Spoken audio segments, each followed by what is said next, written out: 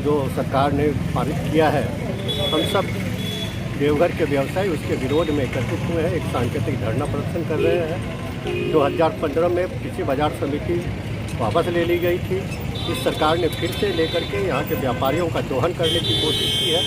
जैसा कि आपको मालूम है, पहले ये भ्रष्टाचार का ये अड्डा था, अवैध वसूली का माध्यम था ये कृषि बाजार समिति।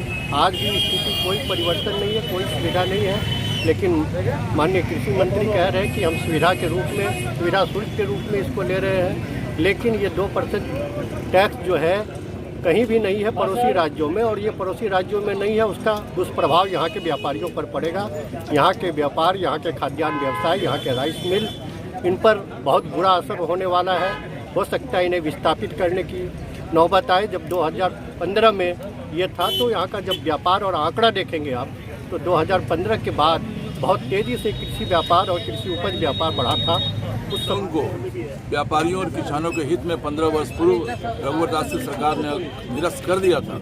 पुनः उस काले कानून को, भ्रष्टाचार को बढ़ावा देने के लिए, इंस्पेक्टर राज को बढ़ावा देने के लिए झारखंड सरकार व्यापारियों पर जबरन थोप रही है। इसका हम बहुत ज़बरदस्त विरोध करते हैं, सभी व्यापारी संगठन, और सरकार से मांग करते हैं अविलंब इस कानून को वापस दिया जाए। भ्रष्टाचार इंस्पेक्टर राज जो लादना चाहते हैं उसको खत्म किया जाए, अन्यथा हम आंदोलन को सड़कों पर लेकर उतरेंगे, जनता के बीच में लेकर उतरेंगे। यही हम सबों की मांग है।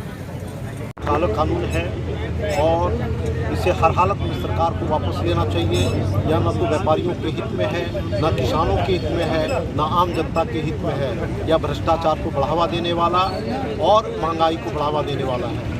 इसलिए मैं सरकार से मांग करता हूं कि इस कानून को जितना जल्द हो सके वापस ले लें। गुड नेम संजय कुमार बर्नवा, देवघर जिला पंचायत संघ। यह जो कानून झारखंड सरकार ने पुनः किसानों के ऊपर थोपा है, इससे किसानों की माली हालत में और भी गिरावट आएगी।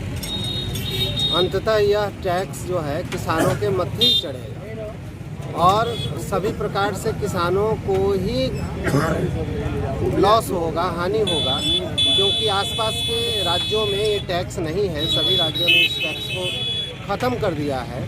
तो दूसरे राज्यों के तुलना में हमारे राज्य के उत्पाद अधिक महंगे होंगे और ऐसी हालत में यहाँ पर व्यापारिक गतिविधियाँ बाधित होगी और यहाँ ये दूरगामी परिणाम किसानों के जीवन को प्रभावित करने में लाएगी। अतः सरकार इसको तत्काल इसको पुनः रद्द करे, वापस ले। अन्यथा देवघर का जो सहकारी समितियां हैं और इससे जुड़े हजारों किसान हैं, ये किसान सड़कों पर उतरेंगे और इनको अब सरकार को ये अल्टीमेटम देती है कि इसको जल्दी वापस लें। Good name sir. मैं स्वामी राधाकांतानंद, मैं पूरे संथाल परगना के कोऑपरेटिव्स को रिप्रेजेंट कर रहा हूँ।